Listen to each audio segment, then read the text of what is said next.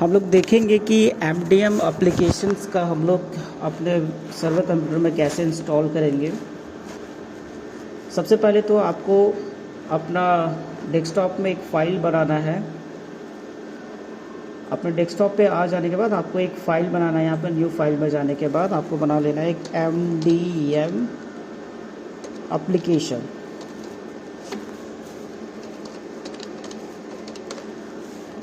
MDM application करके एक folder बना लेना है आपको। फ़ोल्डर बनाने के बाद जैसे हम लोग फ़ोल्डर बनाएंगे उसके बाद फिर आपको जो मिला है ग्रुप में, आपके ग्रुप में भेजा गया है एक एमडीएम का एक्टिविटी ट्रैकर लाइनक्स नाम का सॉफ्टवेयर दिया गया है। उस सॉफ्टवेयर को आप लोग डाउनलोड कर लेंगे और डाउनलोड करने के बाद फिर आपके डाउनलोड फाइल में आ जाएगा। उसको हम लोग वहाँ से कट एंड पेस्ट कर लेंगे। जैसे कि यहाँ पर हम डाउनलोड कर लेते हैं एक बार। ये कुछ टाइम लगेगा आपका डाउनलोड होने में।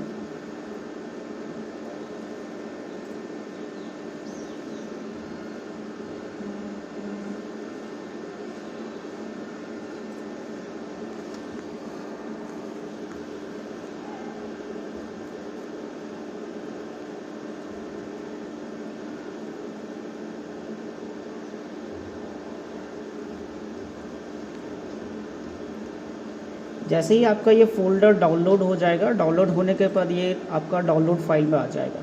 ये रहा हमारा। इसको आपको कट करके उसमें पेस्ट कर देना है। जो आपने डेस्कटॉप फोल्डर के अंदर एमडीएम एप्लीकेशन बनाया था उसके अंदर आपको इसको क्या कर देना है, पेस्ट कर देना है। अब इसमें उसको पेस्ट करने के बाद इसी पर्टिकुलर फोल्डर में हम लोग टर्मिनल ऑन करेंगे। एमडीएम एप्लीकेशन फोल्डर के अंदर ही हम लोग टर्मिनल ऑन करेंगे। किसी भी ब्लैंक स्पेस में राइट क्लिक करके यहाँ से ओपन टर्मिनल में क्लिक कर लेंगे और यहाँ से हम लोग फिर टर्मिनल को ऑन करके जो हमारा दिया हुआ है गाइडेंस में आपका जो कमांड दिया गया हम यहाँ पर इसका यूज़ करेंगे। चलिए लिखते हैं कमांड। जो हमारा कमांड है वो है आपका जो कमांड वो है DPKG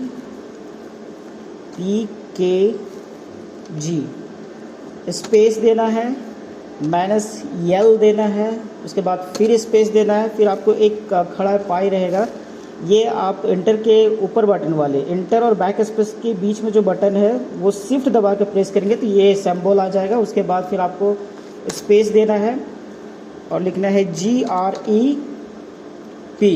उसके बाद फिर स्पेस LIBFUSE 2 देन उसके बाद हम लोग एंटर करेंगे। जैसे ही एंटर करेंगे ये यहाँ पर एक आपको वार्निंग देता है या एक तरह का मैसेज देता है कि file system in user space. इसका मतलब है कि आपके फाइल में ये ऑलरेडी है तो आपको इसको इंस्टॉल करने की ज़रूरत नहीं है। अगर जिनका इंस्टॉल नहीं रहेगा, ये मैसेज नहीं देगा, वो यही कमांड चलाएंगे। उससे आपको इंस्टॉल करने के लिए आगे प्रोसेस पूछेगा, उसको यस करके आप आगे प्रोसेस को डन कर लेंगे। क्योंकि मेरा यहाँ पर पहले से ऑलरेडी इंस्टॉल्ड है तो हम लोग इसके बाद इसका नेक्स्ट कमांड चलाएंगे। जो हमारा नेक्स्ट कमांड है वो है ये कमांड आपका नेक्स्ट कमांड है ये sudo apt get install libfuse2। तो हम लोग इस कमांड को यहाँ पर चलाएंगे। अच्छा, इससे पहले आपको एक चीज़ ध्यान रखना है। इस कमांड को चलाने से पहले आपका जो डेस्कटॉप एप्लीकेशंस में आपने एमडीएम को कॉपी किया है उसको आपको राइट क्लिक करके इसके प्रॉपर्टीज़ में आ जाना है। प्रॉपर्टीज़ में आने के बाद आपको परमिशन में आ जाना है। परमिशन में आने के बाद इसको जो एग्जीक्यूट लिखा हुआ है इसको आपको अलाउ कर देना है, एग्जीक्यूटेबल बना देना है कि अगर फाइल रन हो तो ये एग्जीक्यूट कर जाए। इसके लिए हमको पहले अलाउ कर देंगे। इसको अलाउ करने के बाद आप इसको कट कर दीजिएगा। उसके बाद आप जो होम फोल्डर है उस होम फोल्डर में आ जाएंगे। होम फोल्डर में आने के बाद आपको प्रेस कर देना है Ctrl+H। Ctrl+H जैसे ही आप प्रेस करेंगे होम फोल्डर में आपको एक मिलेगा कॉन्फ़िग फाइल करके। होम फोल्डर में आने के बाद आपको एक Ctrl+H करके प्रेस कर देना है। Ctrl+H से आपका एक कॉन्फ़िग फाइल वो आपको यहाँ देखना है कन्फिग फाइल कहाँ पर है। हमारा ये रहा कन्फिग फाइल। कन्फिग फाइल को हम लोग ओपन कर लेंगे। इस फाइल को ओपन करने के बाद आपको इसमें देखना कि हमारा ऑटो स्टार्ट का फाइल है या नहीं। अगर ऑटो स्टार्ट का फाइल होगा तो आपको सही है, अगर नहीं है तो जिनका नहीं होगा वो यहाँ पर राइट क्लिक करके ऑटो स्टार्ट करके एक फ़ोल्डर बना लेंगे, और जिनका है वो उसी तरीके से रहने देंगे। उसके बाद फिर हम लोग उस प्रोसेस में आते हैं, टर्मिनल के प्रोसेस में। यहाँ पर फिर हम लोग जो कमांड दिया हुआ उसको हम लोग रन करवाएंगे। कमांड हमारा था sudo, कमांड हमारा था sudo apt -get sudo apt -get install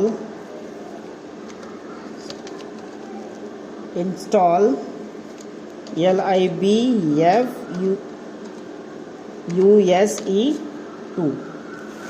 देख लीजिए वही कमांड है sudo apt -get sudo apt get install। उसके बाद फिर आपका है libuse2। ये जैसे ही हम लोग कमांड डालेंगे उसके बाद एंटर कर देंगे। ये आपका सिस्टम का पासवर्ड पूछेगा, जो भी आपका सिस्टम का पासवर्ड उसको पुट कर देंगे। जैसे मैं डाल रहा हूँ पासवर्ड, मेरा पासवर्ड ही, उसके बाद मैंने इसको इंस्टॉल कर लिया है। जैसे ये इंस्टॉल्ड होगा, इंस्टॉल्ड होने के बाद आपको क्या करना है, इंस्टॉल होने के बाद आपका जो बना हुआ है फाइल डेस्कटॉप में, जो अपने MDN एप्लीकेशन का फाइल बनाया है, जो आपका एप्लीकेशंस वहाँ पैकेज रखा हुआ है, उस एप्लीकेशंस को आपको राइट क्लिक कर लेना है, और राइट क्लिक करने के बाद इसमें आपको रन में क्लिक कर देना है। जैसे ही आप रन में क्लिक कीजिएगा आपसे सिस्टम का पासवर्ड पूछेगा। चूँकि मैं कर चुका हूँ इसलिए मुझे सिस्टम का पासवर्ड नहीं पूछ रहा है। आप लोग को वहाँ पे सिस्टम का पासवर्ड पूछेगा। जैसे ही सिस्टम का पासवर्ड आप डालेंगे, जो आपका सिस्टम का पासवर्ड होगा वो डालेंगे। एज इट इज़ जो हमारा जो पहले का है वो पासवर्ड ही है, तो आप पासवर्ड ही डालेंगे, वो ले लेंगे। उसके बाद आपको सबमिट कर देना है। सबमिट करने के बाद ये आपका QR कोड, जो रजिस्ट्रेशन QR कोड है, वो जनरेट हो जाएगा। इस जनरेट कोड को आपको फिर स्कैन कैसे करना है उस स्टेप को आपको मोबाइल में बताएंगे, क्योंकि वो आपको एप्लीकेशंस जो मोबाइल का दिया हुआ है उसको इंस्टॉल करके फिर उसके बाद उसमें प्रोसेस करके इस कोड को हम लोग स्कैन कर लेंगे। चलिए देखते हैं फिर मोबाइल में उसको इंस्टॉल करके। आइए हम लोग देखते हैं कि मोबाइल में जो एप्लीकेशन को कैसे डाउनलोड करके उसको यूज़ करना है, वहाँ से डिवाइस से स्कैन करेंगे उसके बारे में। तो सबसे पहले आपको जो ऑफिशियल ग्रुप में भेजा हुआ है ऐप, या आपका जो पीपल ऐप V4 करके है, इसको आप सबसे पहले डाउनलोड कर लेंगे। डाउनलोड करने के बाद इसको आप ओपन कर लेंगे। इसके बाद फिर आप यहाँ पर इसको इंस्टॉल कर लेंगे।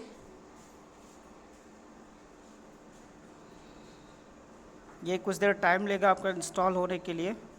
जैसे ही इंस्टॉल हो जाएगा इसको हम लोग ऑन कर लेंगे। ये आपका एडिक का एक ऐप है। ऑन करने के बाद कुछ इस तरीके से इंटरफेस खुलेगा।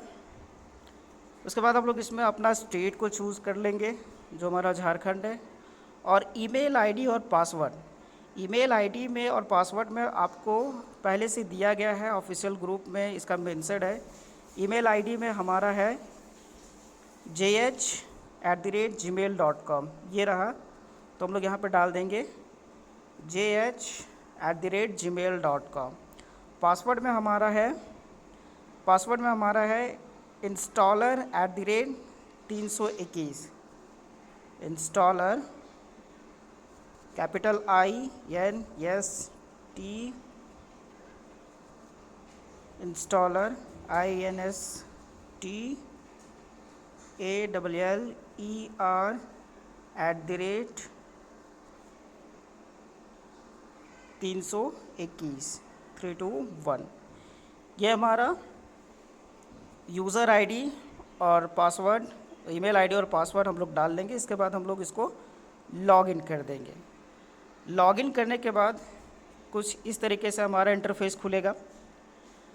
इस तरीके से इंटरफेस खुलने के बाद आपको क्या करना है, स्कैन डिवाइस कोड में आपको क्लिक कर देना है। यहाँ पर जो परमिशन मांगेगा उसको परमिशन दे देना है। उसके बाद हम लोग को जो डिवाइस में टर्मिनल में ऑन हुआ था, हमारा जो MDM एप्लीकेशंस में ऑन हुआ था, ये QR कोड को हम लोग यहाँ से स्कैन कर लेंगे। जैसे ही आपका स्कैन हो जाएगा बार कोड, स्कैन होने के बाद यहाँ पर आपका लैब नंबर नहीं डालना है, सीरियल नंबर डालना है। सीरियल नंबर सबसे पहले तो आपको स्कूल कोड डालना है, तो स्कूल कोड आप चेक कर सकते हैं। आपका स्कूल कोड होना चाहिए 192, आई थिंक मेरा 192, तो हम 192 चूज़ कर लेंगे। 192 यूज़ करने के बाद यहाँ पे आपको सीरियल नंबर डालना है। यहाँ आपका सीरियल नंबर पूछा जा रहा था। यहाँ पर आप अपना जो मेन सर्वर कंप्यूटर है उसमें आपका सीरियल नंबर लिखा होगा, UXBG समथिंग समथिंग होगा, उस सीरियल नंबर को यहाँ पर इंटर कर लेंगे। जैसे कि मेरा जो सीरियल नंबर है वो मैं इंटर कर रहा हूँ, UXBG